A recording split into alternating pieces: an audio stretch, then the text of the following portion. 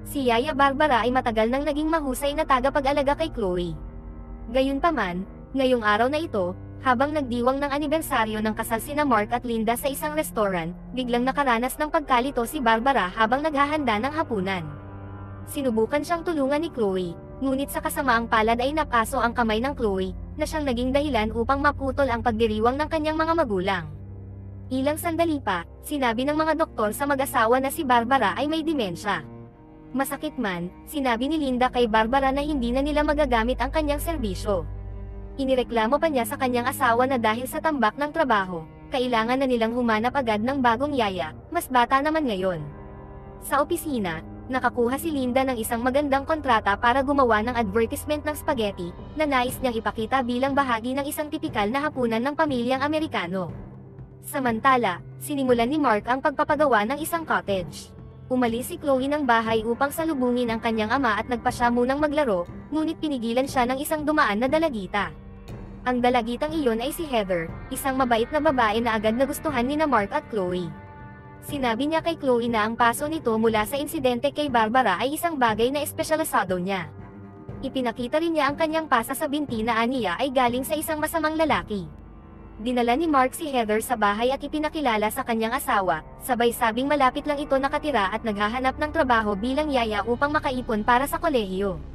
Medyo nagduda si Linda, ngunit matapos ang isang panayam, napatunayan ni Heather na siya ay karapat-dapat. Iniwan pa niya ang numero ng dating pamilyang pinagsilbihan niya na maaaring reference para sa kanya. Bago matulog, kinumbinsi ni Chloe ang kanyang ina na tanggapin si Heather. Tumawag si Linda sa numerong iniwan ni Heather at pinuri ito ng dating employer, sinabing inalagaan nito ang kanyang 3 anak pagkatapos ng klase. Halos naging panatag na si Linda at tinawagan si Heather upang simulan ang trabaho kinabukasan. Bilang pag-iingat, nagpakabit si Linda ng mga surveillance camera sa bahay, at sinabing ayos lang ito. Kinabukasan, inasal ng isang lokal na batang lalaki si Chloe, ngunit pinatigil ito ni Heather at pinaalalahan ng tawagin si Chloe na espesyal. Umuwi sina Heather at Chloe para mag-tea party. Bumili naman si Linda ng dagdag na surveillance camera na nakatago sa anyo ng alarm clock. Isang araw, habang bumili si Heather ng iced tea, pumunta si Chloe kay Barbara upang makipagkwentuhan. Nang makita sila ni Heather, tinawag niya si Chloe papasok. Galit na sinabi ni Barbara na kinamumuhian siya ng pamilya dahil sa pinsalang dinulot niya kay Chloe. Nakita ni Linda si Barbara ngunit sinabi ni Heather na inatake raw siya nito dahil sa selos. Ipinaliwanag ni Linda na may sakit lang si Barbara at inimbitahan si Heather na maghapunan sa kanila. Habang nagluluto, sinabi ni Heather na nangangarap siyang magkaroon ng 4 na anak upang magtulungan sila. Sabi ni Linda, mukhang masyado siyang mature para sa kanyang edad, at ikinwento na noong 18 siya ay marami siyang maling desisyon. Tumunog ang telepono. Sinagot ito ni Heather at nang marinig na si Barbara ang tumatawag para humingi muli ng tawad kay Linda, sinabi niyang mas makabubuti para sa lahat kung umalis na lamang si Barbara. Pagkatapos ng hapunan, pinuntahan ni Heather si Barbara sa kanyang bahay. Kinabukasan, nakatanggap ng tawag si Linda, pumanaw na si Barbara. Habang tila walang nangyari, naglaro si Heather at Chloe sa damuhan, at nang dumaan si Mark upang kumuha ng screwdriver, nakipagharutan si Heather sa kanya habang basa ang kanyang suot na t-shirt. Kinabukasan, iminungkahi ni Heather, na imbes na tumugtog ng violin sa school talent show, magmonologo na lang si Chloe mula sa nobelang Little Women. Nilinis din ni Heather ang buong bahay. Nang mapansin ito ni Linda, sinita niya ang yaya at sinabing anak lang nila ang dapat niyang inaalagaan. Nainsulto at nalungkot si Heather. Kinagabihan, pinanood ni Linda ang 3 oras na video ng pag-uusap ni Heather at Chloe. Kinaumagahan, nagsinungaling si Heather at sinabing nanood lang sila ng pelikula. Ipinilit rin niyang monologo ang dapat i-perform ni Chloe sa talent show. Nang malaman ito ni Linda, mariin niyang sinabi na violin ang ipiperform ng kanyang anak, at tinanong kung ano ang pinag-usapan nila ng ganoon katagal. Nahihiyang sinabi ni Heather na interesado si Chloe tungkol sa kamatayan matapos ang pagkawala ni Mrs. Barbara. Pag-alis ni Linda, napansin ni Heather na minamanmanan siya at natuklasan ang nakatagong kamera. Kinabukasan, ipinakita ni Mark ang cottage sa mga potensyal na mamimili ngunit dahil sa problema sa kuryente, hindi natuloy ang deal at nasaktan pa siya. Nang ibalita ito kay Linda, mas inatupag pa nito ang kanyang proyekto kaysa sa kalagayan ng asawa. Sa bahay, tinitingnan ni Heather ang sugat sa binti ni Mark at ikinwento na nag-away sila ng kanyang boyfriend, dahil gusto na niyang bumuo ng pamilya, samantalang ang lalaki ay nakatuon lamang sa kanyang karera. Pagkatapos, sinubukang halikan ni Heather si Mark, ngunit nang tumanggi ito, bigla niyang sinabi na alam niya ang tungkol sa nakatagong kamera at tinanong kung sinusubaybayan ba siya. Sinabihan siya ni Mark na umuwi na, ngunit pagkatapos ay nagpa siyang panoorin ang video recording ng araw na iyon. Sa video, nakita niya si Heather na sumasayaw para sa kanya. Binura ni Mark ang ebidensyang video, ngunit dahil sa kakaibang kilos ni Heather, nagdesisyon si Linda na magpakabit ng panibagong mga nakatagong kamera na may kasamang audio. Sa araw ng pagtatanghal ni Chloe sa talent show, nakiusap si Linda sa kanyang mga boss na payagan siyang umalis ng maaga.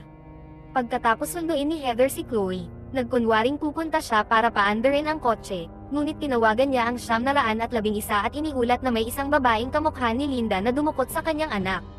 Hininto ng mga pulis si Linda at hinalughog ang kanyang sasakyan, dahilan upang hindi siya makarating sa pagtatanghal ng kanyang anak. Gayunpaman, nagtanghal pa rin si Chloe ng isang monologo. Nainas na si Linda at nagdesisyong kausapin ang mga magulang ni Heather. Sa wakas, inamin ni Heather na hindi siya taga roon at tumakas siya sa kanilang bahay 6 na buwan na ang nakalilipas. Sinabi niyang masama raw ang kanyang mga magulang at gusto lang niyang makahanap ng bagong pamilya.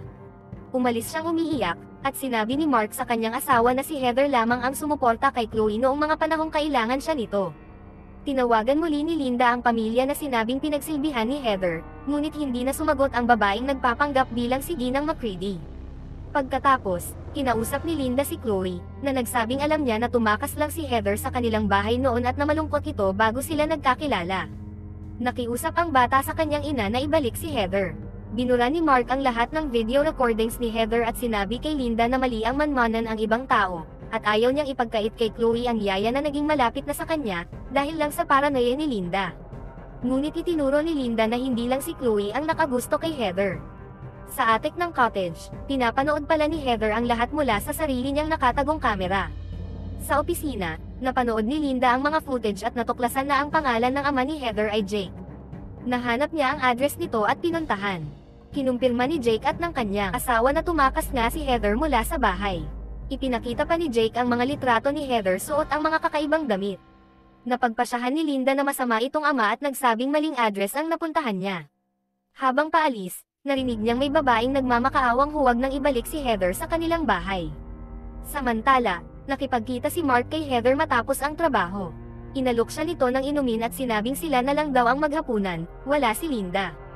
Nang maupo si Mark sa hapag, napansin niyang may kakaiba sa kanyang iniinom. Ang huling narinig niya bago siya mawalan ng malay ay ang sabi ni Heather na kailangan nilang ayusin ang relasyon nila. Pag-uwi ni Linda ng gabing iyon, nadatnan niya ang asawa na tila natutulog lang sa kama. Kinaumagahan, ikinwento niya ang pagbisita kay Jake at ang nalaman tungkol sa ama ni Heather. Laking gulat niya nang pumayag si Mark na paalisan na si Heather, sinabing hindi na nila kailangan ng taong may traumang psikolohikal. Natuwa si Linda sa pasyang iyon. Dumating si Heather sa bahay at ikinwento ang naging pagbisita sa kanyang mga magulang. Inamin niyang gusto lang sana niyang makahanap ng bagong pamilya, ngunit napagtanto niyang tapos na ang lahat. Umalis siya na may ilang mabubuting salita para kay Linda. Dumating ang araw ng presentasyon ng spaghetti commercial na pinaghirapan ni Linda, ngunit sa kalagitnaan ng palabas, lumitaw sa screen ang isang eksena kung saan si Mark ay walang malay sa kama at si Heather ay tila nagpapalakpakan. Galit na galit si Linda, agad siyang umuwi at inakusahan ang asawa ng panloloko, kahit wala itong alam sa nangyayari. Napagtanto ni Linda na may mas malalim na motibo si Heather, na gusto nitong sirain ang kanyang pamilya. Tumakbo siya sa silid ni Chloe ngunit wala na roon ang bata. Nang dumating ang isang investigador, isinalaysay ng mag-asawa ang tungkol sa posibleng pagdukot ng yaya sa kanilang anak. Sinabi ng pulis na nahanap nila ang impormasyon ukol sa mga Lambert, na kinilalang mga foster parents lamang ni Heather. Ang tanging nalalaman sa kanyang tunay na ina ay iniwan siya sa ospital ng St. Anthony ilang sandali matapos siyang ipanganak. Nabigla si Linda sa revelasyong ito. Pagkaalis ng detective, pinanood ni Linda ang isa sa mga video mula sa nakatagong kamera. Napanood niya si Heather na gumagapang mula sa ilalim ng kama ni Chloe, sabay sabing tumakas na ito, at saka hinarap ang kamera upang sabihin kay Linda na sunduin ang kanyang anak sa cottage na ginagawa ni Mark. Nagmadaling tumakbo si Linda papunta sa attic ng hindi pa tapos na cottage. Doon, tinutukan ni Heather si Chloe at ikinwento ang lahat, na iniwan siya ng kanyang asawa pagkatapos niyang manganak, at natuklasan niya ito sa video mula sa ospital kung saan siya pinanganak at iniwan sa lamig. Ikinwento rin niyang lumaki siya sa isang foster home kasama ang abusadong amain, At buong akala niya, malungkot ang kanyang ina na noalay sa kanya. Pero nang makita niya ang isang masayang pamilya, nagpasya siyang sirain ito mula sa loob. Umamin si Linda na iniwan nga niya ang kanyang anak noong 18 siya, iniwan ang isang locket. Nahanap niya ang kanyang anak makalipas ang ilang taon at sinundan ang foster family nito, ngunit nang mawala ang bata at ang foster mother nito sa isang aksidente, ibinalik sa kanya ang locket ng foster father. Kaya't hindi si Heather ang kanyang anak, isa lamang itong batang inabandon na rin. Hindi naniwala si Heather at pinatumba si Linda. Pagdating ni Mark, sinabi ni Heather na gusto niyang bumuo ng pamilya kasama siya at si Chloe. Pinaputukan niya si Mark gamit ang armas na may mga pako. Balak na rin niyang tapusin si Chloe dahil aniya, hindi karapat-dapat si Linda na magkaroon ng anak. Naglaban sila ni Linda, at sa huli, sinabi ng ina na hindi siya ang kanyang ina, sabay itinulak si Heather palabas ng bintana. Gayunman, matapos tumambay na walang malay sa lupa, biglang nawala si Heather. Lumipas ang panahon, lumipat na ng bahay ang pamilya Kessler at mas binigyang pansin si Chloe. Si Heather naman, na nagbago ng itsura, ay muling lumapit sa bagong bahay, kasama ang kanyang munting anak na pinangalanan niyang Mark, bilang parangal sa ama-amahan ni Chloe. At dito magtatapos ang pelikula.